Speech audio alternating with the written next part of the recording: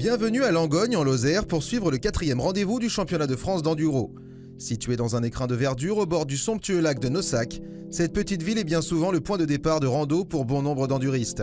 Le club lozérien MVHL 48 a effectué un travail titanesque pour offrir aux pilotes un parcours exemplaire. Avant d'entamer la compétition, rejoignons Philippe Thiebaud. Directeur technique de l'équipe de France d'enduro aux ISDE, il revient sur les choix cornéliens qu'il a réalisés pour cette Coupe du Monde des Nations qui aura lieu début octobre en Sardaigne. C'est toujours un casse-tête de faire une sélection. On arrive assez bien à trouver les premiers titulaires et après il faut arbitrer, il faut trouver, il faut choisir des pilotes qui sont aussi bien équipés. Mais on a la chance en France d'avoir des pilotes exceptionnels, alors on ne va pas se plaindre d'être riche en matière d'enduro. Christophe Dambautin a un rôle absolument essentiel. Normalement, il joue le scratch en individuel avec Antoine Méhaut. Donc pour nous, c'est un vrai problème. Pour l'instant, on essaye, on va voir ce week-end s'il est encore possible en le strappant assez fort, s'il peut venir. La décision définitive n'est pas prise, mais s'il ne peut pas participer, il sera extrêmement bien remplacé par Fabien Planet avec la Sherco, qui est un pilote qui a déjà fait plusieurs fois les 6 jours, qui a une grosse expérience, qui a une très grosse condition physique, dont on sait qu'il saura monter son niveau sportif pour être au niveau de Christophe. Alors chez les filles également, on voit beaucoup de fraîcheur cette année. Lulu n'est pas là, mais on sent que derrière ça pousse fort. Oui, on a un élan au niveau des féminines sur l'enduro, comme on le retrouve en trial et en motocross. On voit que les filles arrivent sur l'enduro, ce qui est une très bonne chose. On a une très bonne équipe cette année, avec 3 filles qui, à mon avis, vont être homogènes dans leur classement. Ça va être peut-être un peu plus difficile pour elles, parce qu'on voit qu'aujourd'hui, une équipe comme l'Espagne est intéressante, une équipe comme l'Angleterre est intéressante, mais elles ont tout à fait leur chance pour être podium, voire peut-être le titre.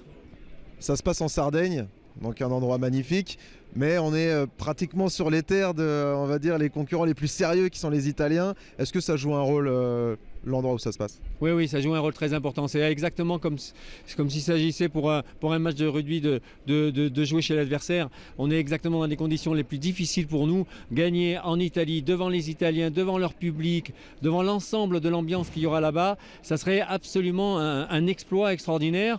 On a remporté plusieurs fois les 6 jours ces dernières années, mais là, cette année, dans ces conditions, ça serait vraiment le maximum de la performance, un véritable exploit. Figure du tout-terrain, Michel Merel a fait le pari de faire rouler de jeunes pilotes débutants en championnat de France, mais également en mondial. Le team Honda EC2M leur permet de s'épanouir en compétition, mais attention, Michel veille au grain et leur donne l'opportunité de s'offrir un bagage solide. Les pilotes sont en sport-études, donc dans notre école, et donc ont un double projet, le sport et les études. Et là, cette année, nous avons fait donc, le championnat de France d'enduro dans son intégralité, quelques épreuves du mondial, et nous préparons évidemment la saison prochaine pour continuer dans cet objectif, avec si possible l'intégralité du mondial à notre programme.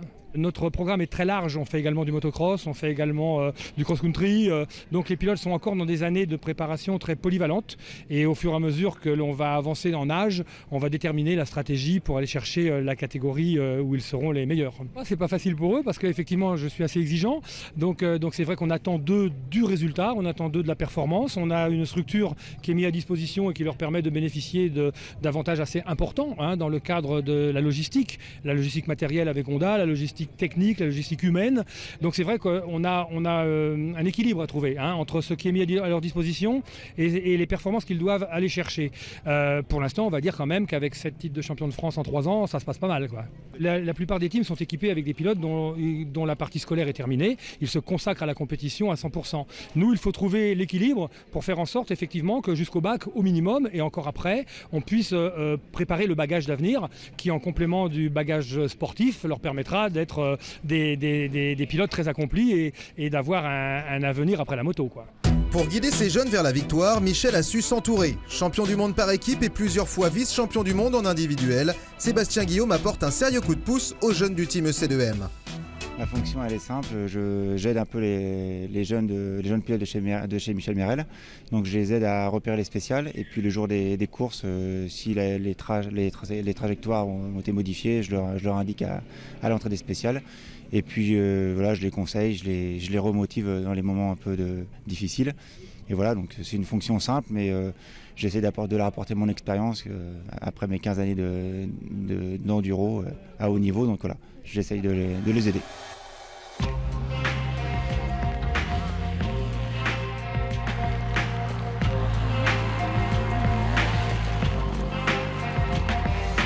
Jolie surprise chez Sherco Pulsion avec la présence en catégorie féminine d'une pilote de mondial.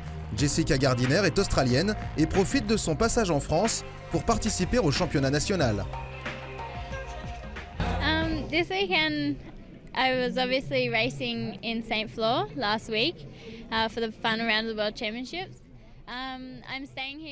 Après la manche du championnat du monde d'enduro à Saint-Flour, je suis restée en France en attendant les ISDE où je vais rouler pour l'équipe australienne.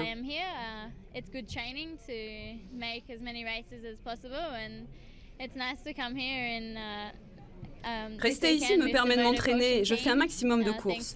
C'est vraiment sympa d'être ici ce week-end avec le team Autopulsion et de rouler sur la Sherco d'usine.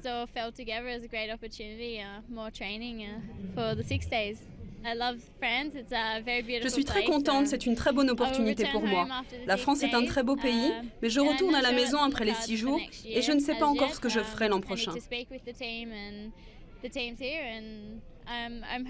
faut que je parle avec mon team, mais j'aimerais vraiment revenir l'année prochaine. Je me sens ici chez moi et c'est un plaisir d'être ici.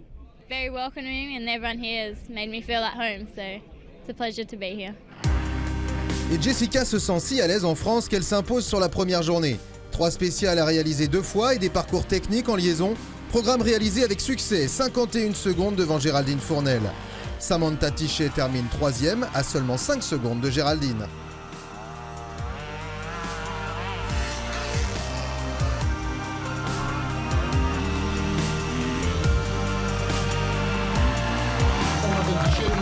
Et on salue notre Australienne quand même, Jessica Gardiner, 3e du championnat. Place à la catégorie E1, les 125 2 temps et 2,5 4 temps. 3 spéciales à réaliser 3 fois durant la journée, ponctuées de liaisons et de passages techniques. Les pilotes passent environ 8 heures sur leur moto. Régulier, Loïc Minaudier parvient à arracher la 5e place de la journée, 2 petites secondes devant Rudy Coton, notamment grâce à un beau 4e chrono sur le 2e passage de la 3e spéciale. Impressionnant, Jérémy Joly parvient à arracher la 4e place de la journée. Le podium lui échappe de peu, une perte de précieuses secondes, due à une spéciale un peu difficile.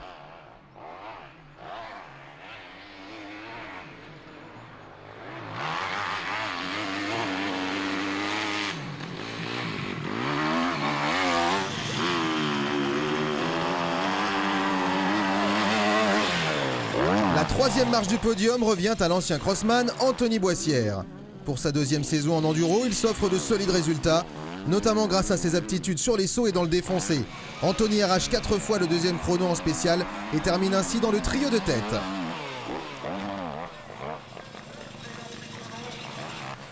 Marc Bourgeois a été l'un des plus rapides le samedi. Parti très fort, il s'impose sur la toute première spéciale, mais au fil du temps, malgré une avance solide d'une vingtaine de secondes sur Boissière, il ne pourra rien faire face à Antoine Méo, vainqueur de la première journée sur sa 125 KTM avec 25 secondes d'avance, malgré une chute impressionnante dans la spéciale numéro 2.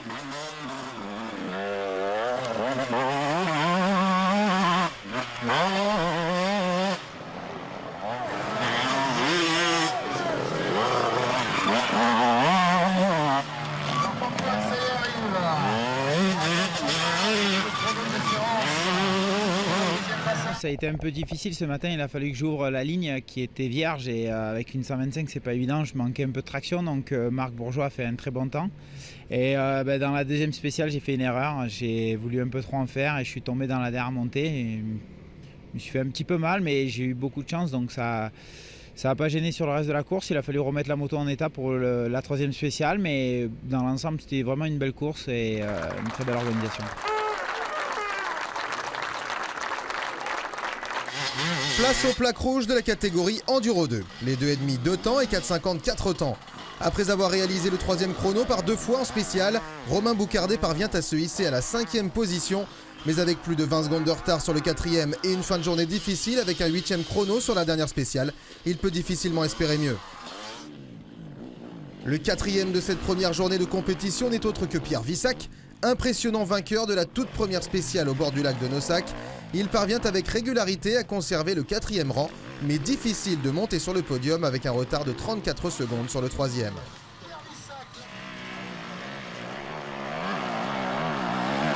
Avec plusieurs 2e places et une victoire en spéciale, Antoine Basset s'est battu jusqu'au bout pour arracher la 2e marche du podium. Malgré son attaque de tous les instants, il termine à seulement 2 secondes du deuxième qui n'est autre que Julien Gauthier.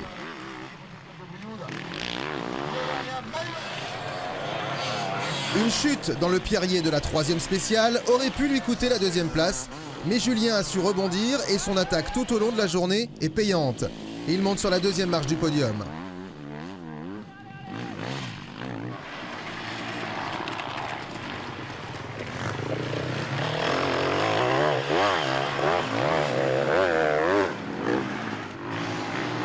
Sans réelle surprise, le vainqueur du premier jour n'est autre que Pierre-Alexandre Renet. Le champion sortant commence doucement sa journée, se fait chahuter par Basset, Gauthier et Vissac, mais dès le 2e tour, Peula s'énerve et atomise la concurrence en remportant les 6 spéciales des 2 derniers tours. Il termine avec presque 50 secondes d'avance sur Gauthier. Une très bonne journée. Premier tour un peu moyen, où je fais un peu derrière dans ma catégorie. Donc voilà, un peu de mal à mettre dedans. J'ai une épaule qui me fait un peu souffrir. Et puis après, par contre, une fois que j'ai été dans le coup, là ça s'est vraiment bien passé, des très bons chronos et donc voilà, une très bonne journée.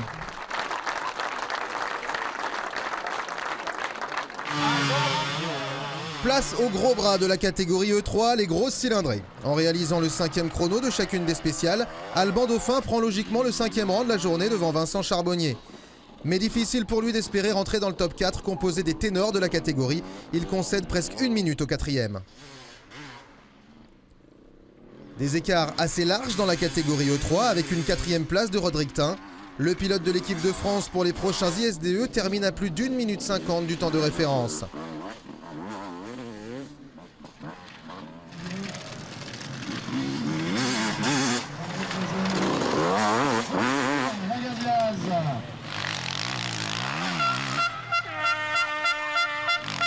L'ancien junior Mathias Bellino continue son ascension chez les gros bras et signe le 3e temps de la journée. Un nouveau podium qui lui permet de marquer les gros points nécessaires pour la course au titre.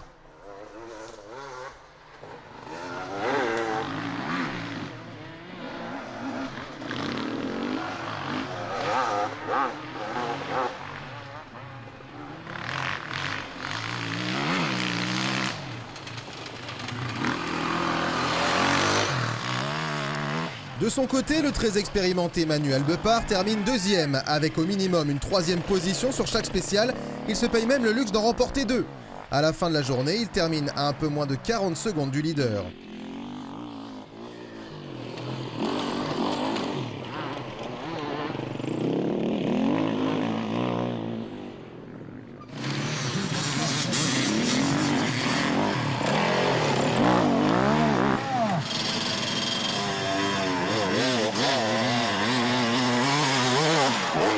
Encore du orange devant en Enduro 3 avec la victoire de Christophe Nambotin.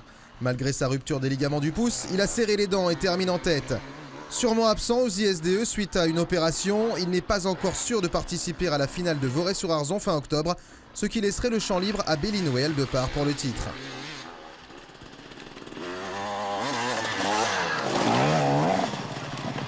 C'est une journée dans l'ensemble plutôt bonne. J'ai un peu souffert de mes mains suite à ma chute de la semaine dernière. C'est vraiment la grosse difficulté aujourd'hui que j'ai pu avoir. Après, voilà, j'ai réussi à avoir un bon rythme dès le début. Les 2 autres se sont accrochés. Et puis après, au 2e tour, il y a eu une spéciale où j'ai pu faire un peu d'écart et ça m'a permis de voir un petit peu plus de jours sur les autres. Mais bon, je suis super content de gagner aujourd'hui. C'était un peu compliqué, mais bon, j'espère que demain ça va le faire aussi.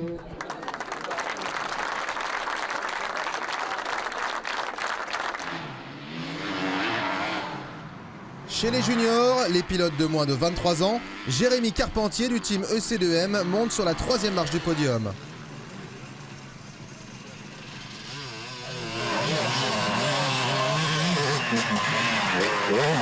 À la 2e position, Kevin Romer s'est bien battu avec notamment une belle victoire de spéciale.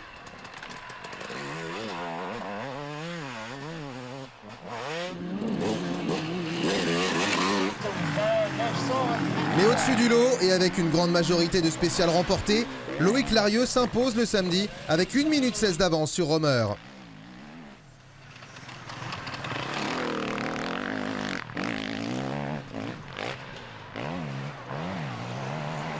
également.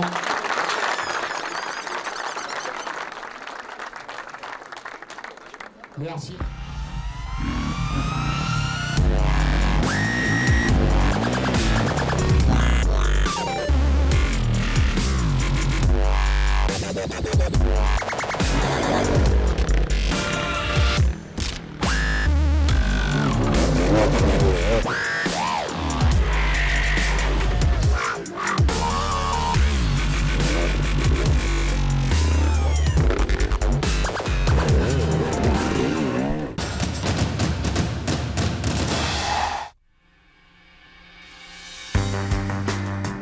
À l'aube du deuxième jour, pilotes et machines ont bien souffert et sont prêts pour une nouvelle manche. Les conditions météo sont annoncées comme difficiles, une journée froide et humide attend nos pilotes.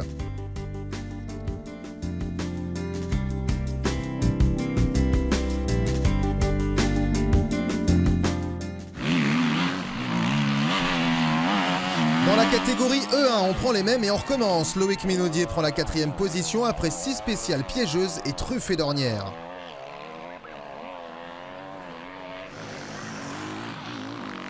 Petit coup de moins bien pour Marc Bourgeois le deuxième jour. Une 7e et une 6e place en spécial ne lui permettent pas de faire mieux que 4e.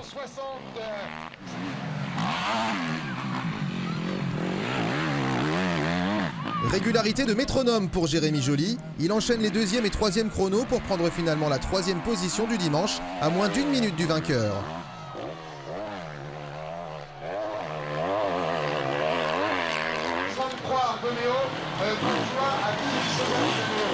Anthony Boissière s'est battu durant toute la manche. Un peu moins performant en début de journée, il est revenu très fort sur les dernières spéciales.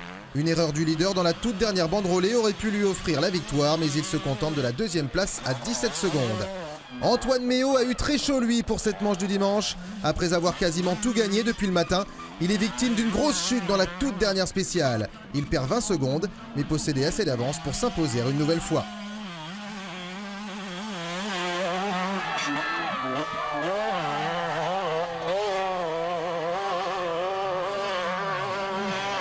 J'ai fait une très bonne journée parce que j'ai gagné pratiquement toutes les spéciales.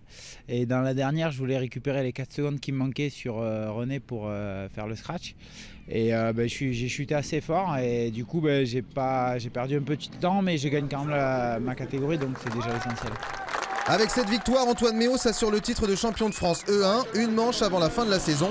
Joly et Bourgeois sont ex-aequo à la 2e place. Chez les Enduro 2, Pierre Vissac se place au 5e rang. Après être monté en pression tout au long de la journée, il termine sur un 3e et 2 4e chronos en spécial. 4e place pour Julien Gauthier, une journée un peu frustrante puisque le podium lui échappe pour seulement 6 dixièmes de seconde.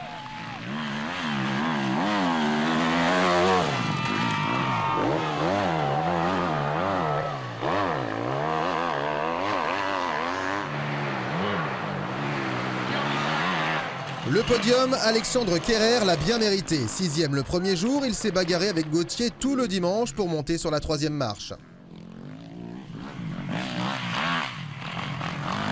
Avec une victoire de spécial et beaucoup de 2e place, Antoine Basset monte sur la 2e marche du podium.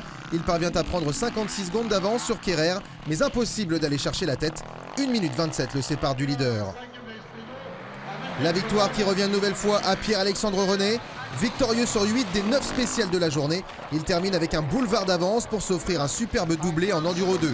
Par la même occasion, il réalise le meilleur temps scratch des 2 manches. Vraiment super content, ça a été encore la grosse bagarre aujourd'hui au scratch avec Méo et Nambot. Nambot a un peu lâché à la fin, là il a pas mal de problèmes avec ses mains. Du coup, c'était la grosse bagarre jusqu'à la dernière et puis je fais un très bon temps, Antoine chute, donc voilà, encore vraiment satisfait de cette journée. Avec 30 points d'avance sur Gauthier, Peula devra attendre la dernière manche pour être titré, mais prend une sérieuse option sur la victoire. Un peu en délicatesse sur cette 2e journée, Rodriguetin n'est pas parvenu à se hisser sur le podium. 4e à 1 minute de la 3e place, il n'est pas parvenu à venir troubler le trio de tête. Esselé à la 3e place, Manuel Beppard a été l'un des plus réguliers dans cette 2e manche. Il termine sur le podium à plus d'1 minute du 2e.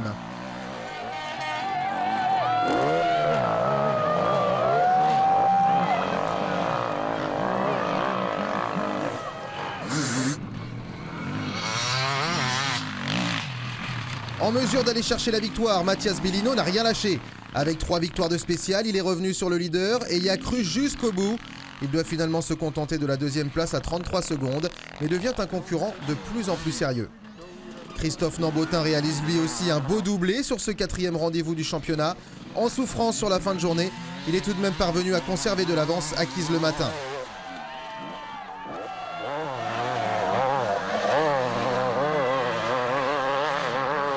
L'objectif était de marquer le maximum de points. Là, j'ai fait le doublé, donc maintenant on verra ce qui se passera pour la fin de saison. Comme en E2, l'avance de Christophe Nambotin est de 30 points, pas suffisant pour être titré aujourd'hui. S'il ne participe pas à la dernière manche suite à son opération, le titre se jouera probablement entre Albépar et Bellino. Au classement constructeur, KTM s'offre les 2 manches du week-end. En catégorie junior, on retrouve le même scénario que le samedi. Jérémy Carpentier termine 3e, une vingtaine de secondes derrière Kevin Romer.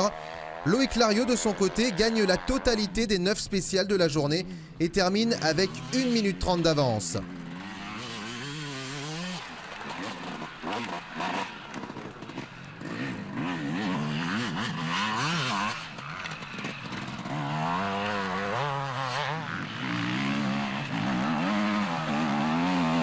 Au général, Larieux, après avoir remporté toutes les manches du championnat, possède 33 points d'avance sur Kevin Romer avant les 2 dernières manches où 40 points sont encore à distribuer.